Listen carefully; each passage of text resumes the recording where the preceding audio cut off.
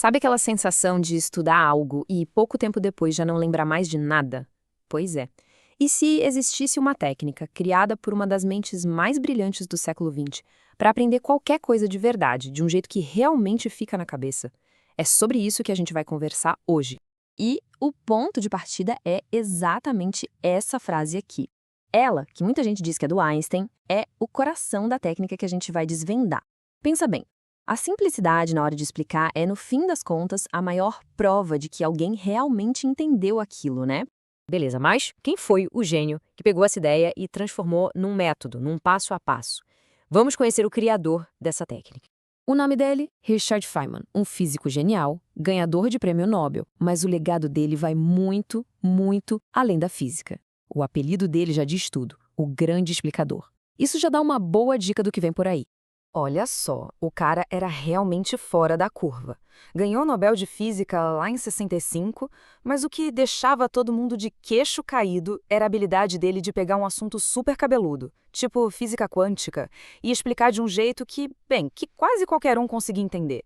Ele tinha esse dom de fazer o complicado parecer não só simples, mas até divertido. E o mais legal é que não era mágica, não. Era um método. Mas, antes da gente ir para os passos práticos, a gente precisa entender o que está por trás disso tudo. Qual é o segredo que faz essa técnica ser tão poderosa? E acredite, tudo se resume a uma única palavra: honestidade.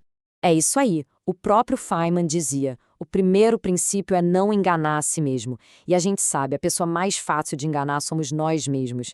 Sabe quando a gente lê um parágrafo, balança a cabeça e pensa, entendi, mas na hora de explicar, trava? É disso que ele está falando. Essa honestidade intelectual é o alicerce de tudo. E como ele colocava essa honestidade em prática? Com essas duas perguntas simples e brutais. O que eu sei de verdade? E o que eu tenho certeza que não sei? Ele se fazia essas perguntas o tempo todo, sem dó. Era um jeito de caçar os buracos no próprio conhecimento.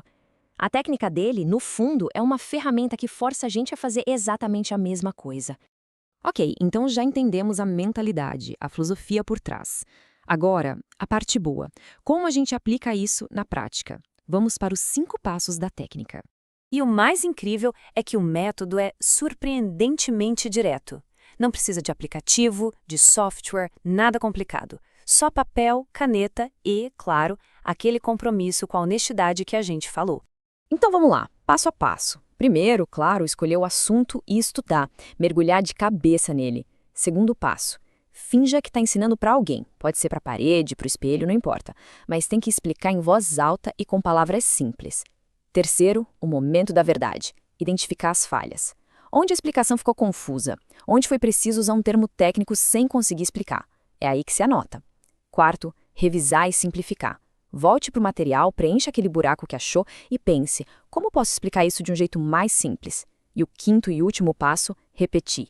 Faça tudo de novo até a explicação sair fluida, clara, sem travar.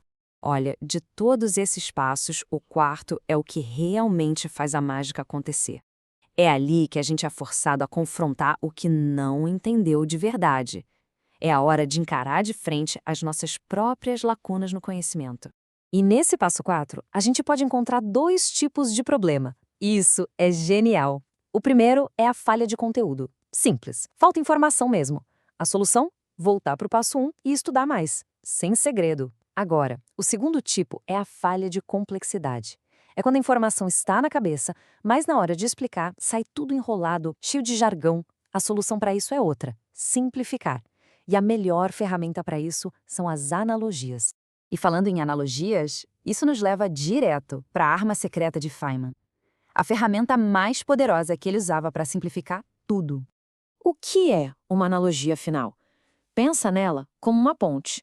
De um lado, você tem uma ideia nova, complexa. Do outro, uma ideia que todo mundo já conhece, que é familiar.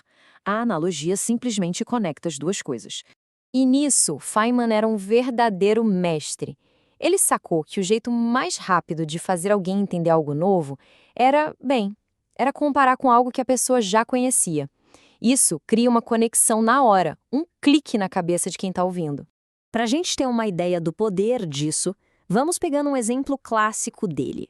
A maneira como Feynman explicava algo que a gente vê todo dia: o fogo. E a explicação dele era tão elegante, tão simples que qualquer criança entenderia, sem usar uma única palavra complicada. E esse é o ponto, esse é o objetivo final da técnica. Chegar nesse nível de simplicidade não é ser superficial, pelo contrário, é a maior prova de que o domínio sobre aquele assunto é total. Ok, parece dar um certo trabalho, né? Então, qual é a recompensa? O que se ganha ao se dedicar a entender as coisas nesse nível de profundidade? Olha, os benefícios são vários, mas vamos focar aqui em 3 que são importantíssimos. Primeiro, desenvolve o pensamento crítico, porque obriga a gente a questionar o que a gente acha que sabe. Segundo, ajuda a tomar decisões melhores, mais seguras, porque elas vêm de um entendimento real e não superficial. E terceiro, que talvez seja o mais poderoso, é a prova de que a melhor forma de aprender é, de fato, ensinando. É o teste final. Pronto? A técnica está aí, na mesa. Simples, direta e, como a gente viu, super poderosa. Agora a pergunta que fica é: e aí? Qual vai ser o primeiro assunto complexo a ser dominado com essa técnica? A escolha de por onde começar já é o primeiro.